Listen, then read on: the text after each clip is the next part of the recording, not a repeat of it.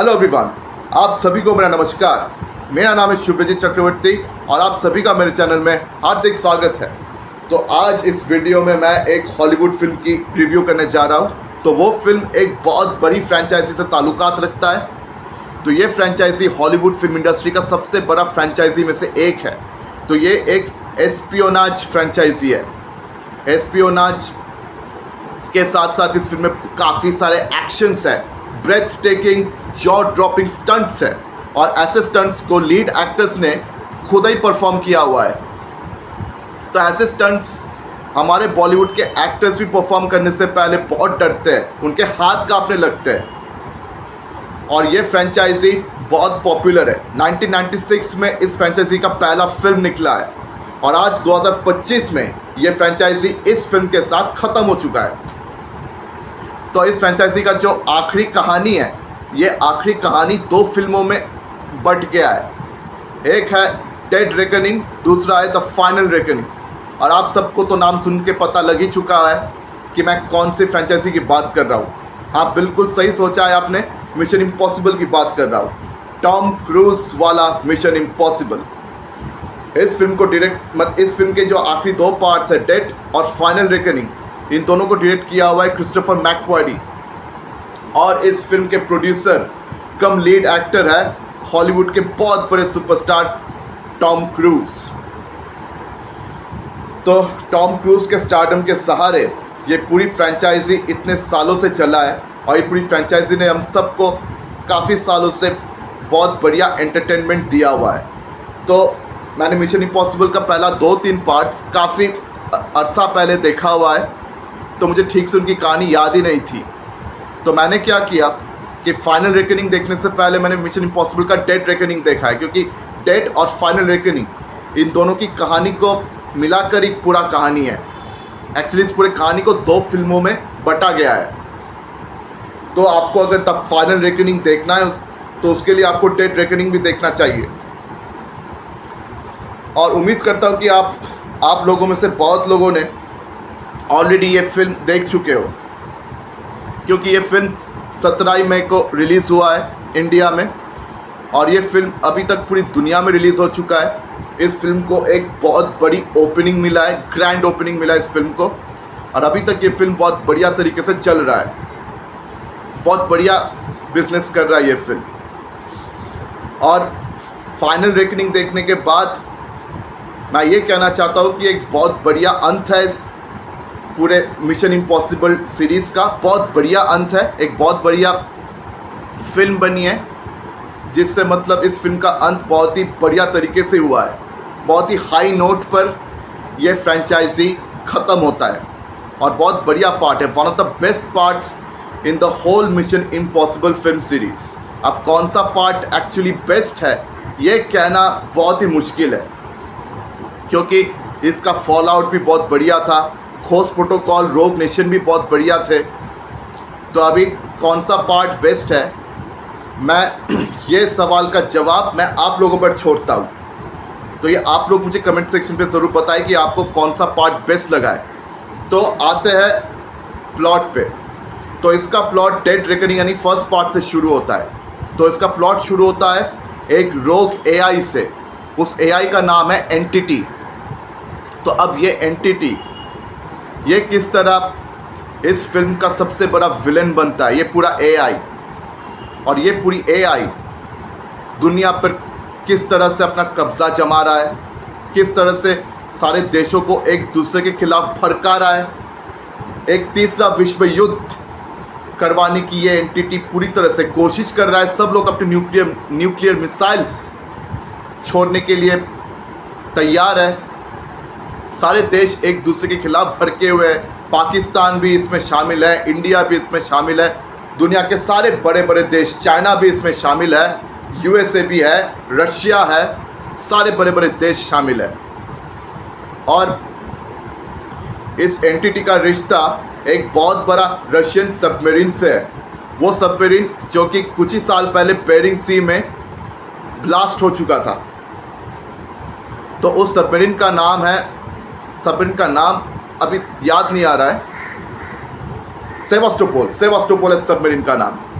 तो dead reckoning अगर आपने देखा है तो आपको वो पहला सीन याद ही रहेगा कि सेवास्टोपोल सबमरीन जब मतलब रशियन सबमरीन जब वो चल रहा था तो वो किस तरह से बर्बाद हुआ था। तो उसका बर्बाद होने के पीछे भी यही रोग एआई यानी एंटिटी का बहुत बड़ा हाथ था। तो उसी सेवास्टोपोल में इस एंटिटी का बहुत बड़ा राज, बहुत बड़ा सोर्स कोड वहीं पर छिपा हुआ है।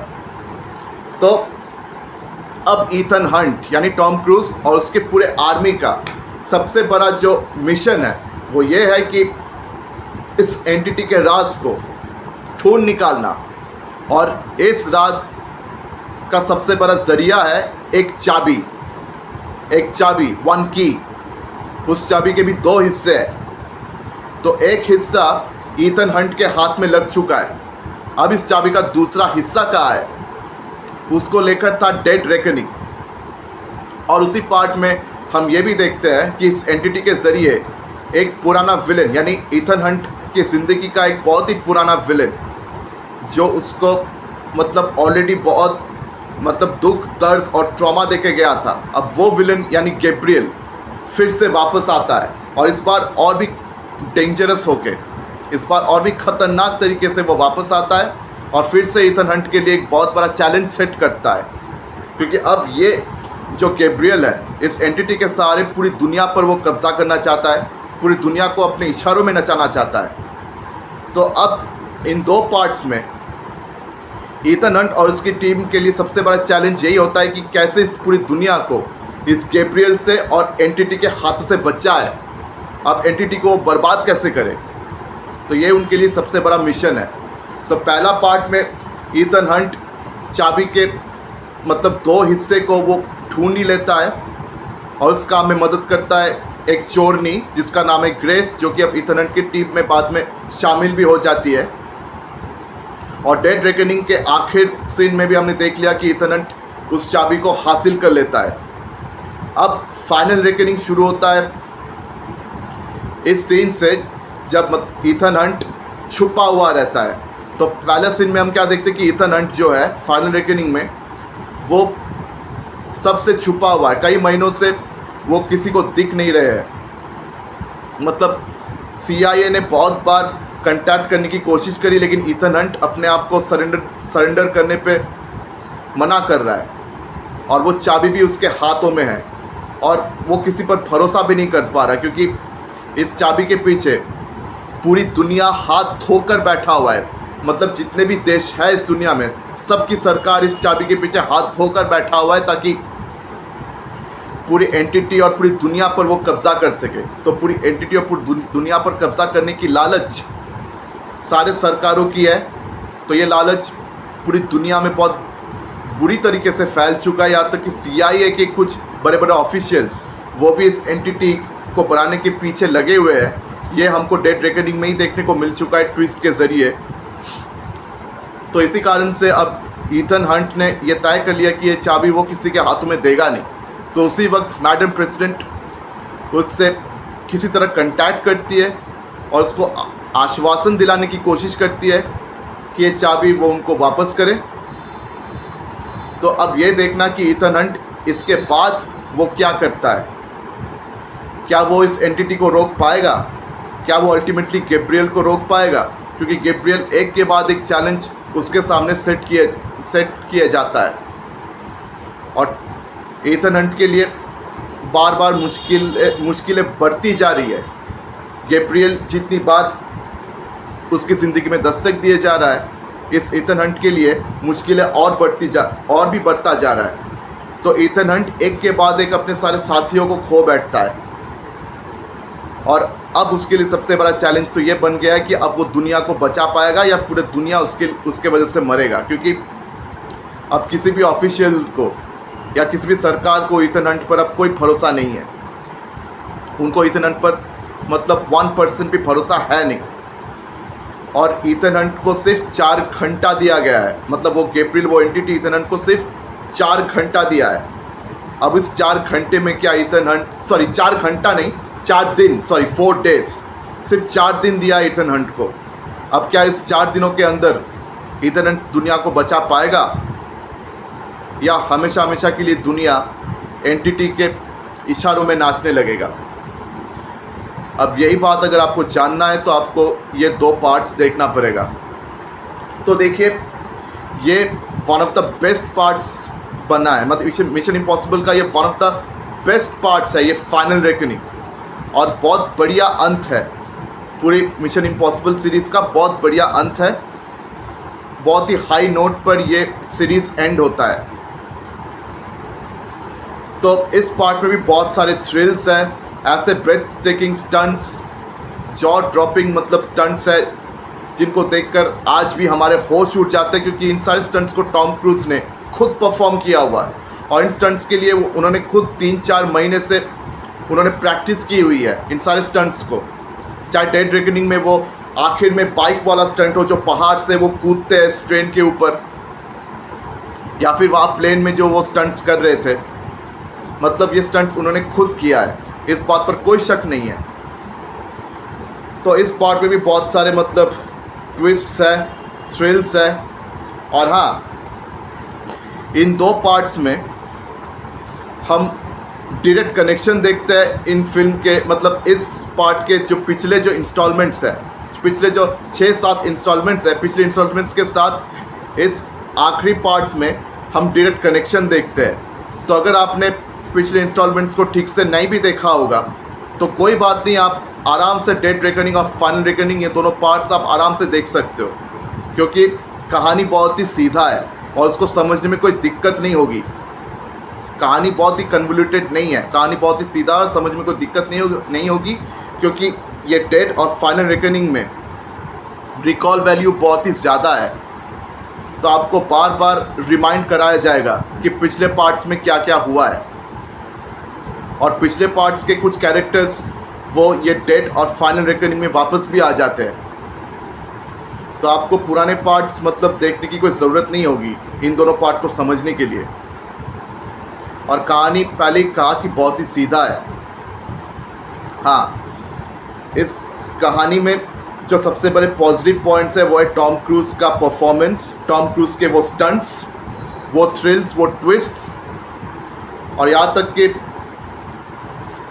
इस मिशन को वो जिस तरह से पूरा करते हैं, इस मिशन को वो जिस तरह से अंजाम देते हैं, वो भी बहुत बढ़िया तरीके से दिखाया गया है। तो क्रिस्टोफर मैकक्वारी ने बहुत अच्छा काम किया है, मतलब one of the best parts वो बना कर गए हैं, और इस पूरे मिशन इम्पॉसिबल सीरीज़ को एक बहुत ही हाई एंड वाला मतलब क्लोजर देकर गए।